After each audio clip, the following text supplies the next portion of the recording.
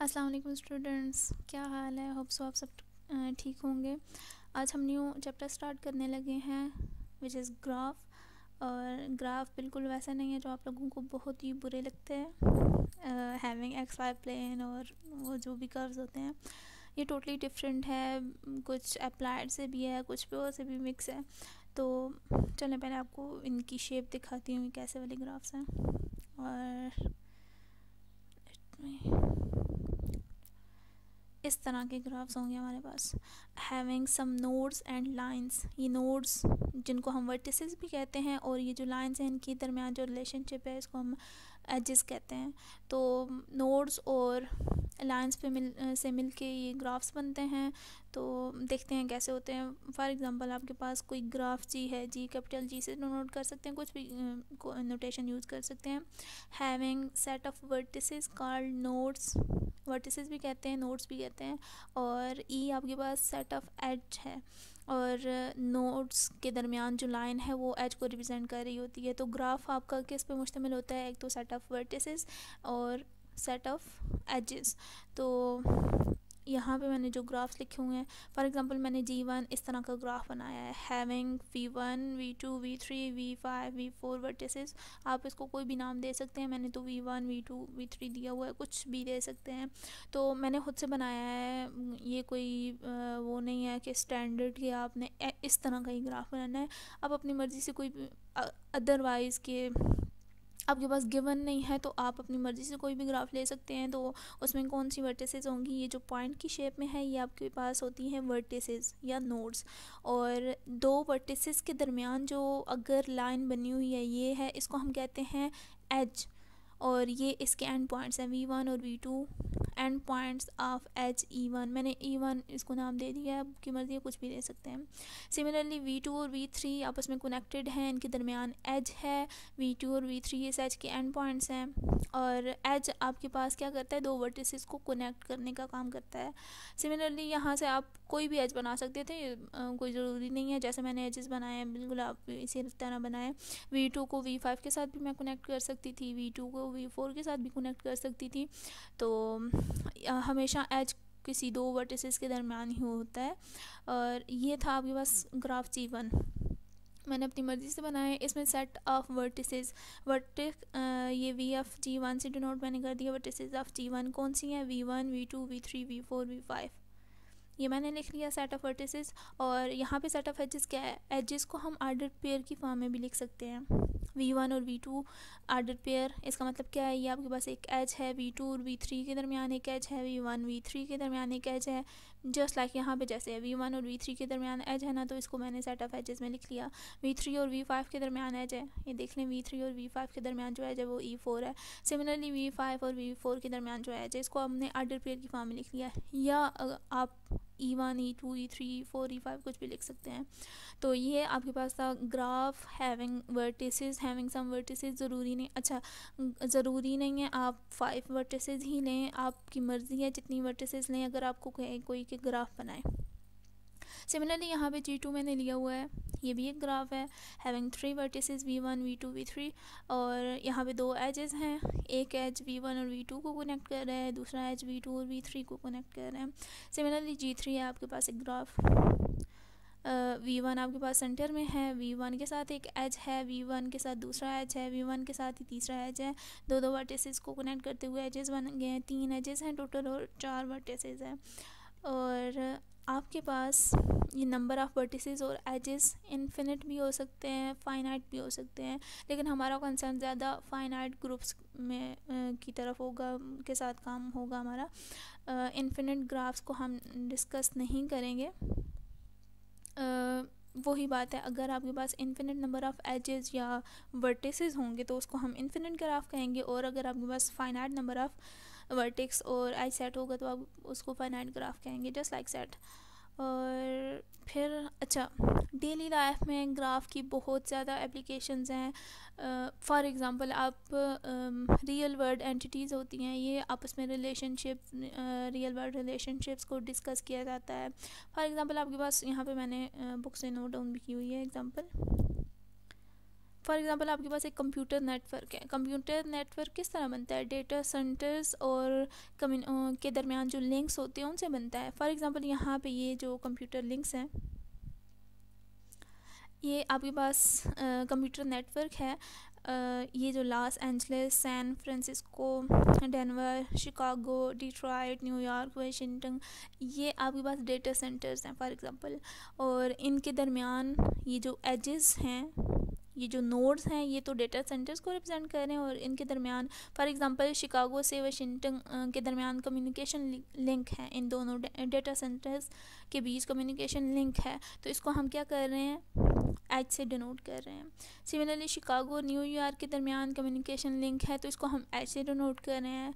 New York और Detroit के दरमियान भी कम्युनिकेशन लिंक है, तो इसको हम एच से डिनोट कर रहे हैं। सिमिलरली शिकागो और डेनवर और सिमिलरली ये सारे एचेस रिप्रेजेंट कर रहे हैं कि कम्युनिकेशन लिंक्स हैं बिटवीन डेटा सेंटर्स। तो ये आप रियल वर्ल्ड बहुत सारी एग्जांपल देख सकते हैं जिसको हम ग्राफ पे शो कर सकते हैं।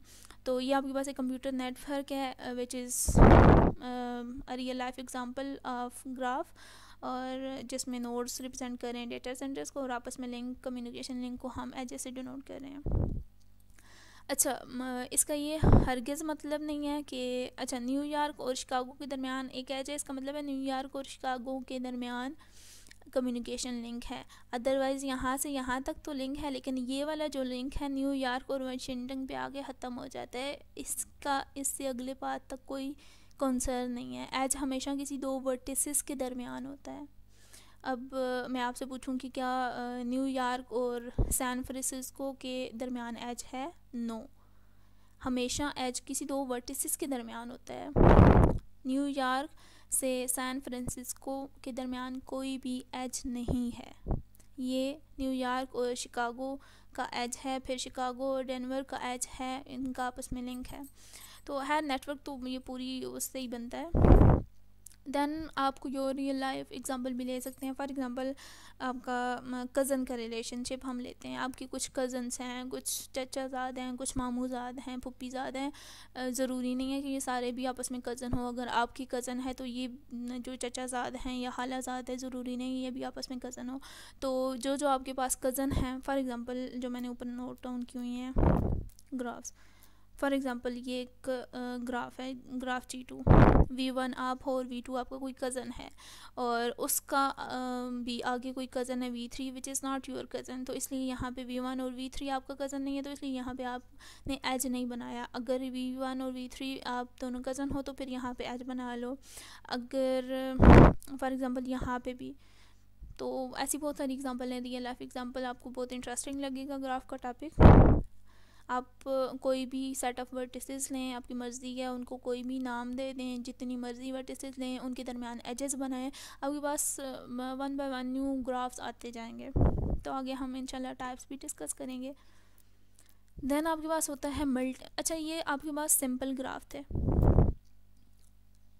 मल्टी ग्राफ में ऐसा होता है अगर दो वर्टिसेस के दरमियान मल्टीपल एजेस हों, एक से ज़्यादा अगर एज हो। आपके पास फॉर एग्जांपल G1 एक ग्राफ है, इसमें दो वर्टिसेस, मैंने यहाँ पे नोटेशन यूज़ की है ABC की। तो यहाँ पे अगर A और B के दरमियान मैंने A और B नोटेशन यूज़ की हुई है, इसके दरमियान मैंने दो एजेस बनाए हुए हैं। तो जिस ग्राफ में किसी भी दो वर्टिसेस के दरमियान मल्टीपल एजेस हों तो हम उसको कहते हैं मल्टी ग्राफ। A और B के दरमियान दो एजेस हैं, तो that's why it is called multi graph. Similarly G2, अच्छा ये सिंपल ग्राफ है, मल्टी ग्राफ नहीं है। यहाँ पे मैं लिखना भूल गई थी कि ये सिंपल ग्राफ है, ये मल्टी ग्राफ है, ये भी मल्टी ग्राफ है और ये सिंपल ग्राफ है। अच्छा, B के ऊपर लूप है।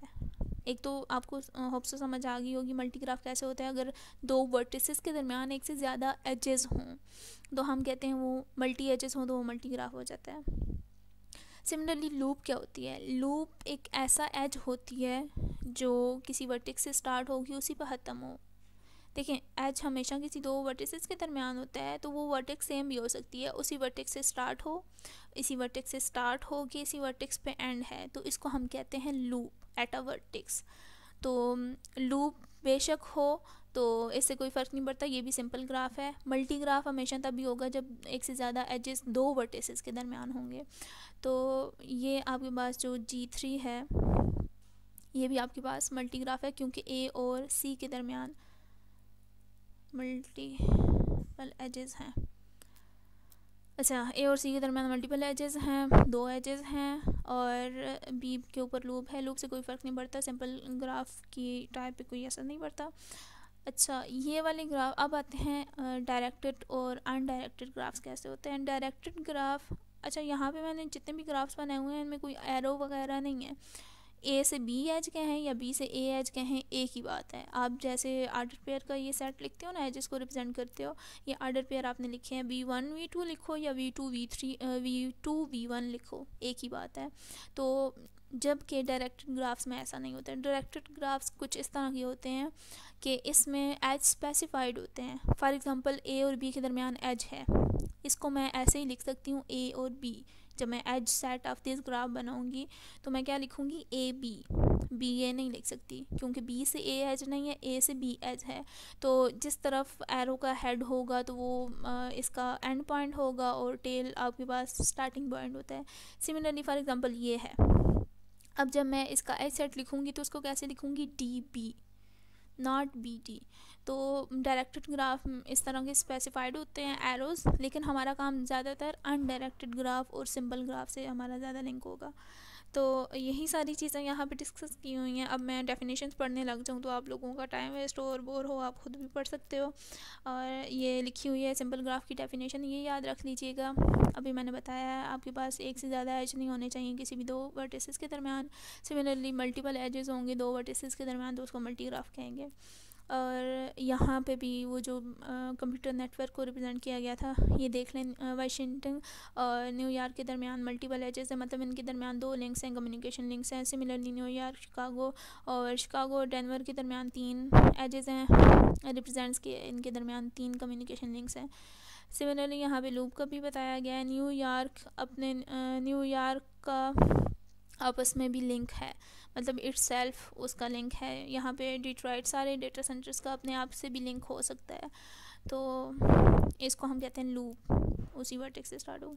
यहाँ पे फिर डायरेक्टेड ग्राफ की भी एग्जांपल की गई है। इसका क्या मतलब हुआ है, जिस साइड एरो मूव कर रहा है, डेनवर से शिकागो तक लिंक है और शिकागो से डेनवर तक भी लिंक है।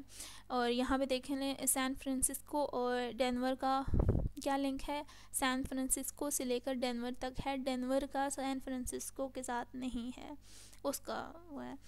और देन अच्छा, यहाँ पे एक और C2 ग्राफ्स हैं। A graph having loop, graph that में इंक्लूड लूप या मल्टीपल एजेस। एक तो ये है, फॉर एग्जांपल ऊपर जो मैंने लिखा था ना,